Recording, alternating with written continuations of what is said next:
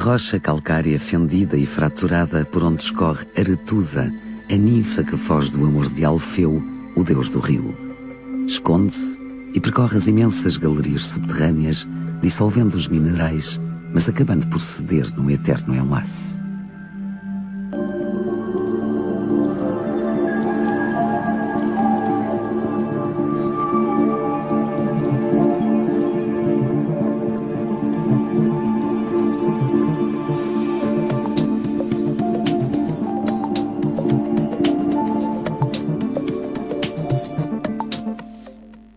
Pega-se na água da chuva ou em rios superficiais e no laboratório do alquimista junta-se dióxido de carbono.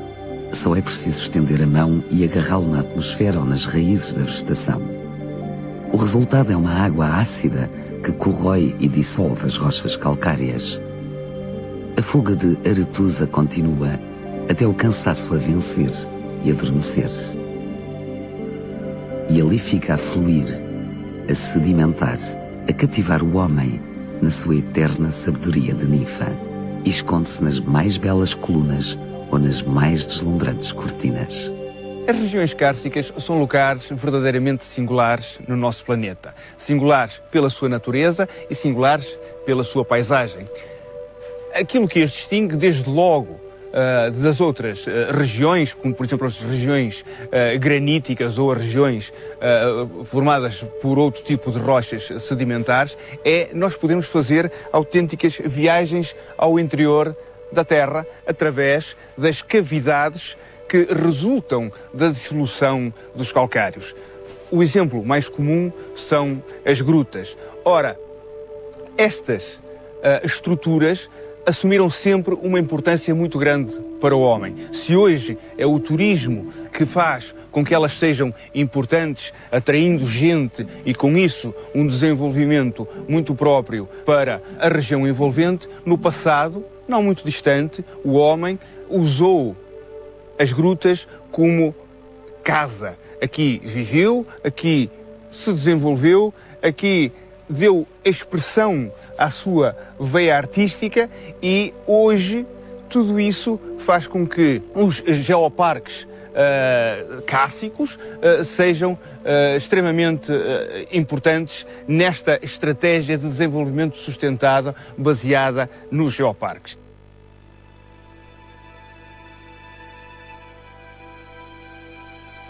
Esta paisagem é formada por rochas carbonatadas que são solúveis à ação da água acidificada.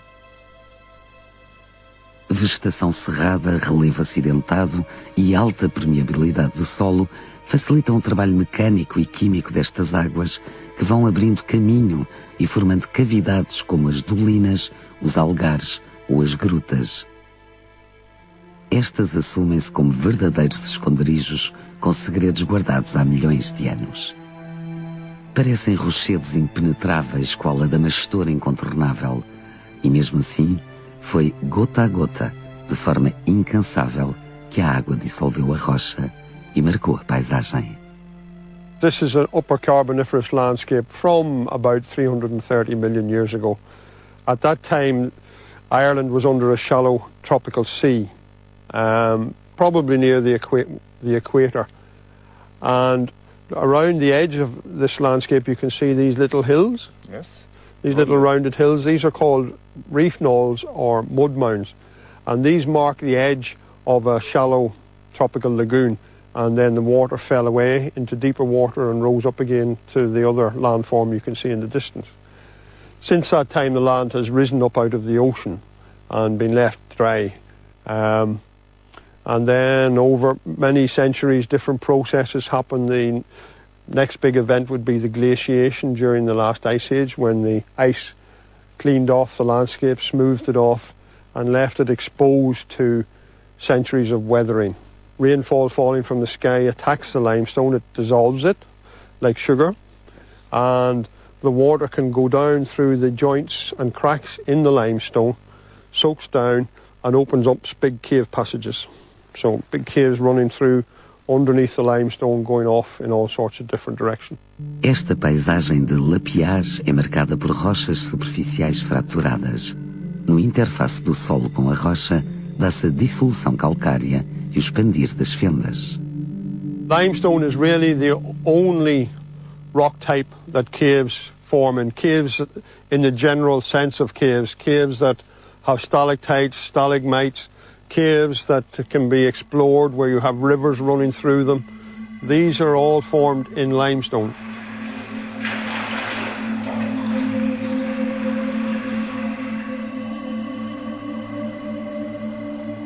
The catchment area for the three rivers that flow into the Marble Arch Cave system is actually Culca Mountain.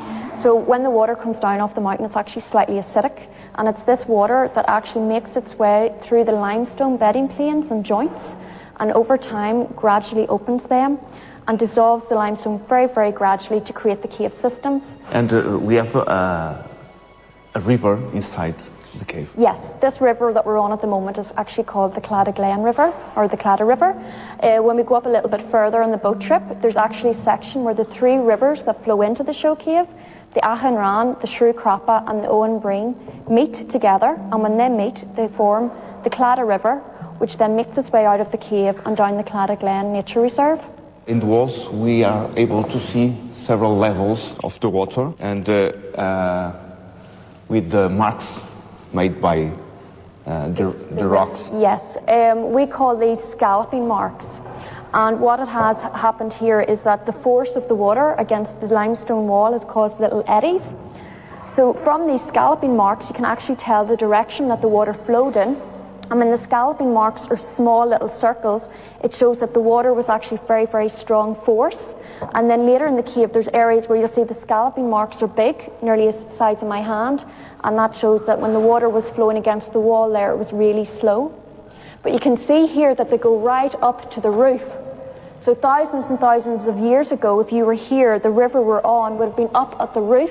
And what happened was the river then, the floor of the river was dissolving the limestone, and it made its way down to where we are now. So if we came back here in another 10,000 years, we might actually be on the river 10 feet beneath where we are at the minute.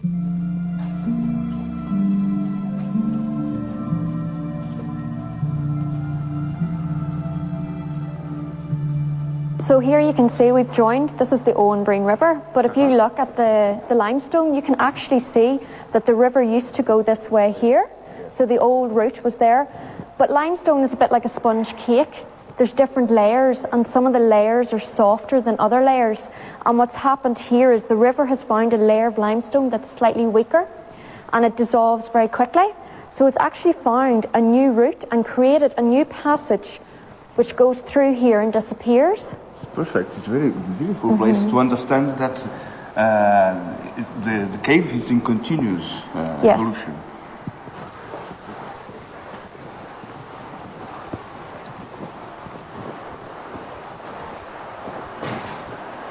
Here we have the boulders that build the cave. If you look at the walls of the cave, you can actually see that the entire cave structure is limestone, Carboniferous limestone, and is approximately 340 million years old. But when you look on the riverbed here, you can see there's an assortment of various different types of rock, and you can see the coloration in them is different as well. So the majority of the rock looking down here is sandstone, and you're wondering, how did it get in here? So over time, a lot of it has been brought in by the river, but our last ice age ended 12,000 years ago. And at the end of it, with all the meltwater, we had all this rock and boulders brought into the cave system. And over time with the river, you can actually see a lot of them are nice and smooth. They've been just eroded and sanded down by the river as they're carried down along. Some of the larger rocks and boulders you can see are actually limestone. And that is just when the cave the walls were being eroded. In some areas, you'll get little sections falling down and coming down with the floodwaters, and that's what you can see there. And over time, they just break up, and they're lying randomly on the river floor. Uma água rica em dióxido de carbono dissolvido entra em contacto com o maciço rochoso calcário. No processo de permeabilização, estas águas, ao atingirem as grutas, geram pequenas gotas que se desprendem dos tetos das mais variadas alturas. Condições ideais para a ocorrência de todo o tipo de formações, como estas inclinadas de cortinas, e bandeiras com o escorrer oblíquo da água. Pouco a pouco vai engrossando e adquirem formas onduladas. Looking at this landscape, you might not imagine that there are extensive big cave passages underneath the rock in front of us. But if you look, there are clues. And the clues are these little round holes or depressions in the ground. You see them running around here? There, and the lines. Yeah. There. So these mark the line of the cave passage. And what's happening here, the water running down through the rock is dissolving it away. And part of the land slumps down into the cave below. So these are called dolines. So Arthur, these dolines are our first clue that water can dissolve the rock. And how does it do that? If you put water on rock, how does it make it disappear?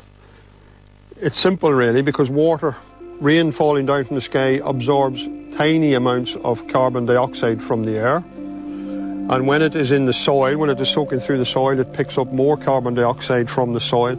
And this makes it into a weak acid, a very, very weak acid. You could put it on your hand without any problem, but over many, many, many centuries, it allows this water to dissolve the rock. And of course, in the caves, the water coming in from the roof of the cave, each little drop before it falls off leaves a little bit of lime behind, calcite behind, and this is what builds up the stalactites. And on the floor, we get the stalagmites. You can see where the water has been attacking the joints in the limestone, opening them up. The water is able to get underground through these water-worn hollows. And eventually this all collects underground and opens up the cave passages. In the past, because it's certainly in places where the limestone pavement is smoother than this, it looks almost like a road. Yeah. Or a path that people may have made, and this is where it gets the name limestone pavement, so it's like a surface you can walk on. And then soil starts to build up, plants come in, and we begin to get a very fertile and unusual landscape. What we're looking at here are these grooves worn in the limestone by the running water coming down off this little hill. These are called ciaran. And it's a very good illustration of the dissolving power of the water. A very nice example. And you can also see where the water is opening up the joints in the limestone here. This is how the water moves down into the rock. It doesn't soak through the rock itself. It has to get down through cracks and lines of weakness in the rock. And it soaks down, starts to move along the bedding planes, the horizontal bedding planes, and opens up the caves. À medida que a água da chuva se infiltra nesta paisagem rarefeita de vegetação, vai aumentando a circulação de água subterrânea e, consequentemente, acontece a erosão. Este lago temporário está associado à existência de um polje, uma depressão fechada de fundo chato, onde se podem encontrar dolinas, como que grandes taças esculpidas na rocha. O algar, escavado pela água ou por abatimento, põe em contacto o exterior do maciço rochoso com as cavernas.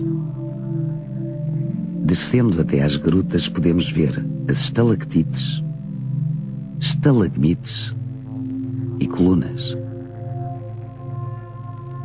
O regresso da água do rio ao exterior dá-se pela exsurgência.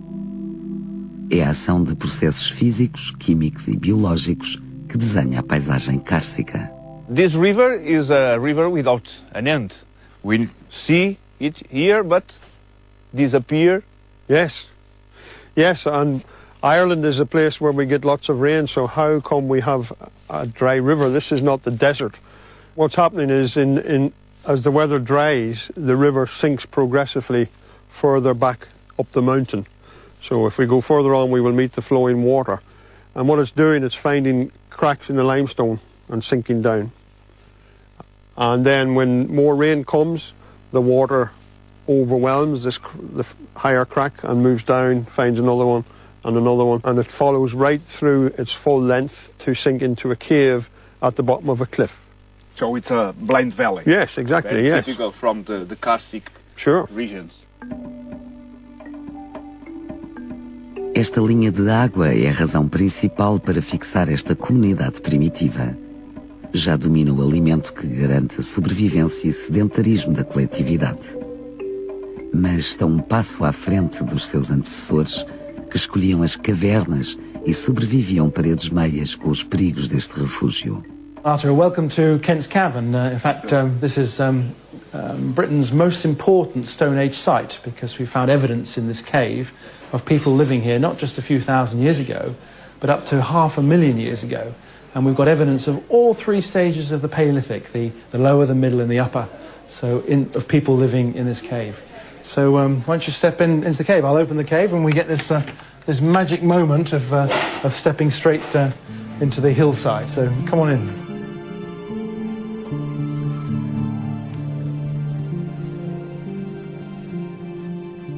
So here we are inside the cave. We've stepped into the hillside, and the rocks all around us here, they're 400 million years old. They are Devonian limestone. Yeah. You can see the rocks around here. We're looking at the smooth rocks. These are the limestones. What looks like candle wax, this is deposits of calcite, stalactites that are growing after the cave was formed.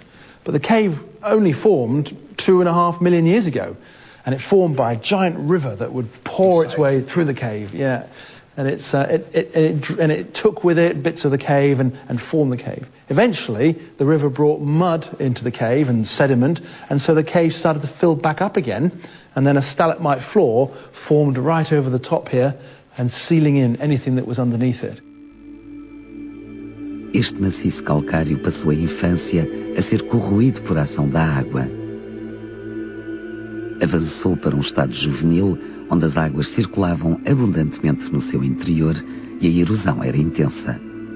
Chegou a uma fase de senilidade marcada por depósitos vários que, à medida que foram sendo retirados, desvendaram tesouros.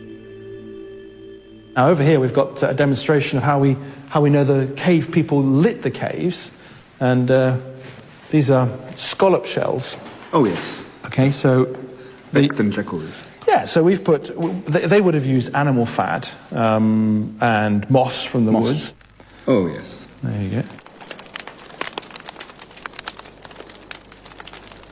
So I'll come along here and I'll show you some extraordinary geology here. Yeah. We've got, it's like a tree really, but instead of telling you time, this is talking about, it's talking about climates. So the white lines are very dry times, and the red lines are very wet and muddy periods. So people would have, probably in the dry times, it would have been warmer, they may not have used the caves, but they certainly would have used them during the wet, colder times. And the interesting thing is the way that the lines have gone off in one direction, then they've filled in as well, and this is all, this is calcite, this is water, all depositing in the caves and leaving this amazing, beautiful formations, just water reacting with the limestone. So come through here, we call this the labyrinth, and these are like hanging rocks here. They seem to be just hanging in from the air. But look at these phreatic tubes that we've got up here. These are fantastic examples of phreatic tubes. How the cave started, in fact. Oh, so look, you see? Yeah, exactly. Yeah. So the water that's going through here is forming this cave, creating it, and the whole cave has been, smoothed and rounded by the power of water. So here we've got our stalagmite formations, and look at this one. He's magnificent. This one, very elegant. Dead straight as well. Just getting a drop very regularly, but not very often, and it's growing. It's 132 centimeters tall, and we estimate it's roughly 60,000 years old. So then we've got some columns as well. There's some beautiful columns where where a stalactite and a stalagmite joins, you get a column, and they just get thicker and thicker. Beautiful. Yeah. Let me try and show you how these stalagmites and stalactites grow. And if I put my torch here. Oh yes. You see, can you get the First drop. Yeah. Second drop. And that's how it grows, and it's a slow. And actually, that's the only sound in the cave. There's no other sound in the cave except water dropping. That's the only sound, which is remarkable. The whole atmosphere in here is completely different to what we're used to outside. There's no seasons. The temperature's exactly the same. There's no wind. All the same. So what's happening here is that we've got fresh water. This is rainwater, of course, not seawater. Caves do not form under the sea. They only form when they're exposed to the air and fresh water. And the fresh water is mixing with the vegetation on the top, which has got carbon dioxide in it, and it's creating a weak acid. It's acid rain. I mean, it's acid rain, rubbish for the environment, but brilliant for caves because it creates all this fantastic, beautiful formations. So, and as they drop, drip by drip, it leaves a tiny ring on the ceiling. That's the stalactite. And as it drops down, it leaves a flow of calcite here to give a stalagmite on the floor. Now I'm going to show you something quite special in this box.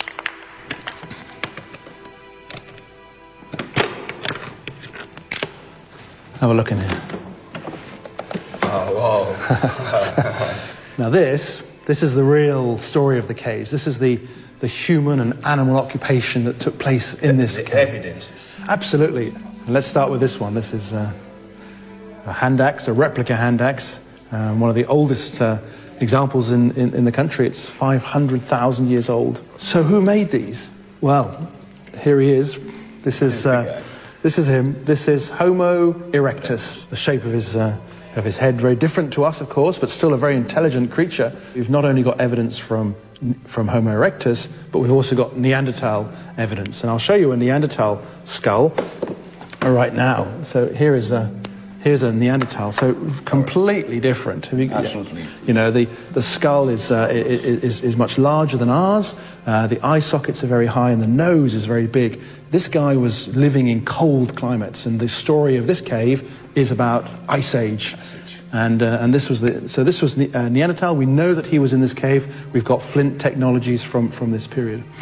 And then after him, of course, came modern humans, us. And we have evidence of modern humans being in this cave about 37 to 38,000 years ago. So extraordinary, you know, way back in history.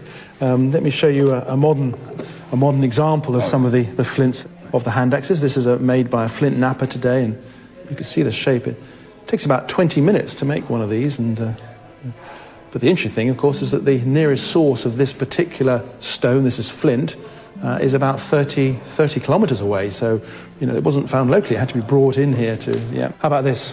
You know what this is, don't you, Arthur? Oh, yes. Yeah. It's a mammoth. A baby mammoth. A baby mammoth, yeah. And how did a mammoth get into the cave? Well, that's all about the people outside, the humans maybe killing the mammoth as a source of food, and maybe it came in between these teeth here. Yes. You know, this is hyenas. Yeah. So, but a hyena, you know, we associate hyenas with hot African savannas, but these are cold weather Ice Age, and the story of Kent's Cavern is very much about the Ice Age. Apesar de neste quadro termos uma imagem solitária de homem a medir as possibilidades que esta pedra lhe vai dar, ele acabará por transmitir esse conhecimento aos demais membros da comunidade. A precisão do trabalho será o garante de uma ponta de seta com maior ou menor eficácia. Todos os materiais são provenientes da envolvente natural e vão acabar por cumprir o objetivo final: alimentação e defesa. So Arthur, this is a very interesting geosite within the Geopark because it not only shows the geology very well, but it also shows how people have lived here in the past, how they have used the rocks to build the walls around their fields, to build these big monuments, and to build in more recent times, to build the little houses that you see, which would have had a grass roof at one time. People didn't understand how these monuments were built. They had lost contact with the prehistoric people. They couldn't understand the methods that were used. How do you get this massive boulder into place? So they invented a story to explain it. So it must have been fairies, giants, these goblins who were a mythical race of master builders who could make these marvellous constructions. And all of this relates, of course, to the geology. How we stand on this earth below us, this rock, it affects so many things in our lives. It affects the agriculture that people were able to use to live on the place, but it also colours their stories and history and our culture, and it all emanates from the rock of our place.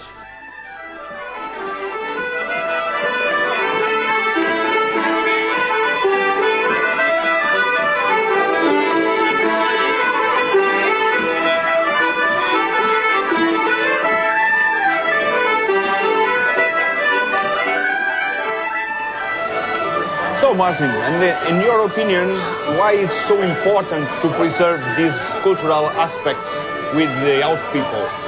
So it's looking back at the past. Our past means an awful lot in this country, and there's a shared vision. The future, first of all, involves visitors, it involves our locals, and it involves the next generation, the youngsters that are playing music behind us. We think it's important, in my opinion, and as a group as well, we're a group of traditionalists, and we look at the singing and the music and the dancing and the landscape, and we look at that being something that will affect generations to come, and we have to protect it, and we have to cultivate it, and we have to pass it on and make it accessible to everybody. Perfect. So, and a geopark helps to improve this... The profile. The geopark is a huge profile in this region. It's going to attract, and has been attracting, visitors from all over the world. It's a beautiful place. The landscape, both the fact that you're looking past, the history, and it's a bit like the music. There's an association with the past. We can go back to the 17th century with music. We can look at the harpers and the flute players. But what's down there in the geopark is something that's to be cherished, and we're not to forget that it's history down there, and the music's the same. It's very important, and we need it. So I propose you a toast to this new reality. Sláinte. Saúde. Os minerais que foram removidos da rocha estão agora aqui, nesta sinfonia orquestrada pelo cálcio e o magnésio.